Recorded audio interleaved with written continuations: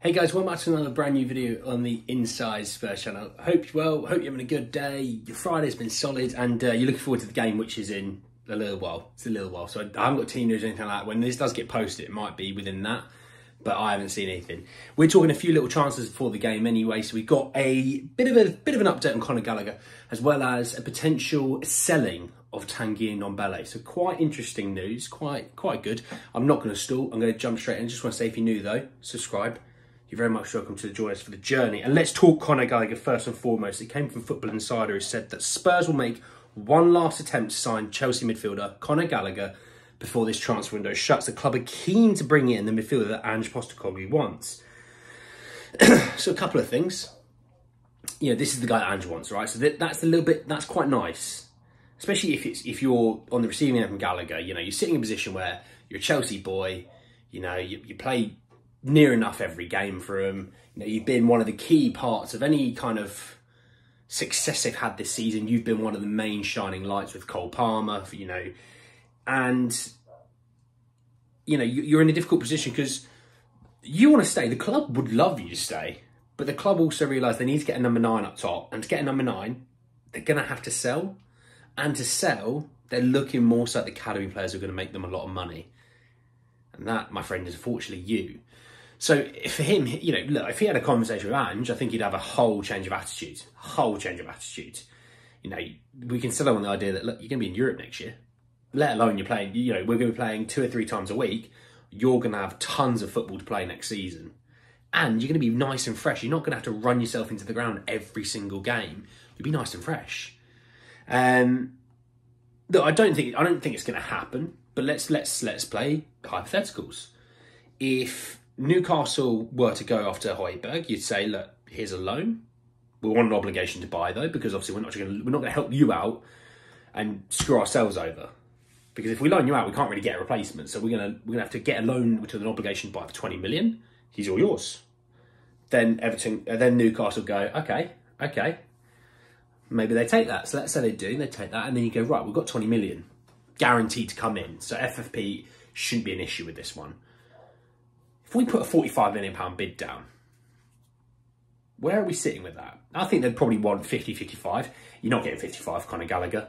Everyone's looked at the Mason Mount deal and gone, Man United don't pay for that, but you were dealing with Man United, who are fools when it comes to transfers. You're dealing with Daniel Levy. Daniel Levy doesn't want to pay anyone's fee. He paid 60 million compared to 80 million for Richarlison.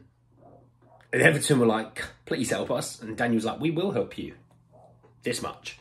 So look, you wouldn't get 55. You'd get maybe 55 with all achievements made, and that would be like winning Champions League, winning the Premier League, winning things like that. So you're never going to really probably make that deal, but you can make 50. And that's why I think it might be like a 40 with add-ons up to 50 maybe. I don't know. I don't think Chelsea want to sell him. No, sorry, let me rephrase that. I think they want to sell him. I don't think they want to sell him to us. But they may also have no choice in this matter when they look at it and go, we just need to sell now. You're going to have to go, lad. That's the key thing on this. Let's talk Tanguy Ndombele quickly. And it came from Tuta Makato, who said that Spurs could recall Tanguy Ndombele from his Galatasaray loan in an attempt to find him a new club. Al Ettifaq and Rennes are both interested in signing midfielder on a permanent basis. So Al Ettifaq is in Saudi Arabia. I kind of said in the summer, before he had ever gone and even been linked to Galatasaray, wouldn't Saudi be in here being interested in this kind of guy? You know, super talented, you know, one of the high profile, you know, attractive youngsters that came out of France, you know, one of the best they've had for a little while. And Al Ettifaq is Steven Gerrard's team. And Steven Gerrard just got a new contract as well. He hasn't won a game in like 2 or 3 months, but that's fine. Just give him a new contract anyway. Obviously losing Henderson, they kind of need to replace.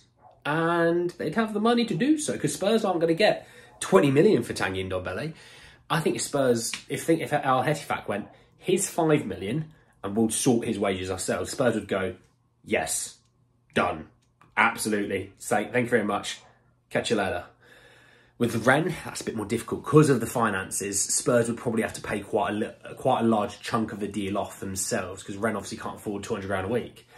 So if we want to sell, ideally, we'd want to sell to Saudi for Tanguy. Maybe Rennes is the move that he'd want, but Spurs would want Saudi because Saudi would sort his wages out for us. We wouldn't have that issue. I can't lie, he would absolutely murder that Saudi league. That's quite a scary thought for them. It would be like Moussa Dembele playing against like a Sunday League team. That's how the kind of vibe I think. You know, I'll tell you what, Moussa Dembele at a Sunday League team would be a sight. But you know what I mean? Tanguy would absolutely kill that league. Get paid a fortune. They'd pay him pretty nicely regardless. They'd probably pay him 200 grand a week. Quality of living, I guess, wouldn't go down like that. But anyway, we'll keep an eye on that one because I do think there's a potential we could call him back if we were to get a good deal, a better permanent deal elsewhere. And then we're sorted when it comes of him being off the books. We'll see. But anyway, guys, at the end of the video, I hope you enjoyed. Drop a like on the video if you did. Hit me in the comment section of your thoughts, feelings about the Conor Gallagher pursuit, the Tanguy and Ndombele. Want to know your thoughts, feelings. Obviously, subscribe if you're new and hit the bell notification for more. But anyway, guys, at the end of the video, I'll see you all very, very soon. Take care, guys.